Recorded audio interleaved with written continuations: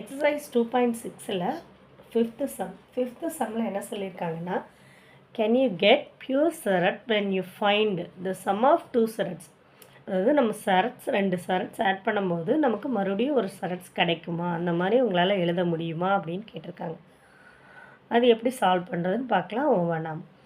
First some வந்து என்னென்னா, த sum of 2 சரட்ஸ். நம்ம ஏதாவது ஒரு எக்ஸாம்பிளுக்கு ஒரு 2 சரட்ஸ் எடுத்துக்கிறோம். √3ஆகவும் 2√3ஆகவும் எடுத்தாச்சு.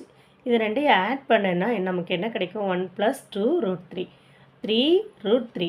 மறுபடியும் இது நமக்கு என்னதான் தான் கிடச்சிருக்கு? பியூர் சரட்டாக தான் கிடச்சிருக்கு. ஓகே, அப்போ அவங்க கேட்ட கொஸ்டின் என்ன? Can you get pure surd? Yes. Okay, second subdivision, the difference of 2 surds. அதாவது டிஃப்ரென்ஸ் ஆஃப் 2 சரட்ஸை டிஃப்ரென்ஸ் பண்ணும்போதும் உங்களால் ஒரு பியூர் சரட்டை கொண்டு வர முடியுமா அப்படின்னு கேட்குறாங்க. கண்டிப்பாக முடியும். ஓகே, 2 சரட்ஸ் எடுத்தாச்சு. நம்ம 5√3 - 2√3 இது ரெண்டையும் சப்ராக்ட் பண்ணும்போது நமக்கு என்ன கிடைக்கும்? 5 - 2 3√2. கண்டிப்பாக இதுவும் ஒரு சரட்ஸ் தான். அப்போ இதுவும் ஒரு பியூர் சரட்ஸ். அப்போ கேட்ட கொஸ்டின் என்ன? Can you get pure surd? Yes. Okay, next third subdivision, the product of 2 surds. நான் ஒரு 2 சரட்ஸ் எடுத்துக்கிறேன்.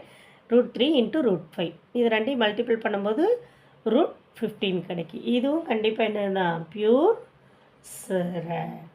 அப்போ can you get pure surd? Yes. Next fourth subdivision, the quotient of 2 surd. கோஷியன்னா வேறு ஒன்றும் இல்லை, டிவைடட் தான். ஓகே, இப்போ 2 சரட்ஸ் எடுத்திருக்கேன். √3 × √2 × √3 டிவைடட் பை √2. இதை கேன்சல் பண்ணும்போது நமக்கு என்ன கிடைக்கும்? √3. எந்த இது வேணால் நம்ம எடுக்கலாம். நமக்கு கொண்டு வரும்போது அது சரட்ஸாக இருக்கணும், அவ்வளோதான். ஆன்சர் கொண்டு வரும்போது சரட்ஸாக இருக்கணும், அவ்வளோதான். ஓகேவா? இப்போ √2 கேன்சல் ஆகிடுச்சு, √3 மட்டும் இருக்குது. அப்போ இதுவும் என்ன தான்? நமக்கு பியூர் சரட்ஸ். அப்போ கொஸ்டின் என்ன நமக்கு? Can get? எஸ். அவ்வளோதான், அந்த சம் முடிச்சு.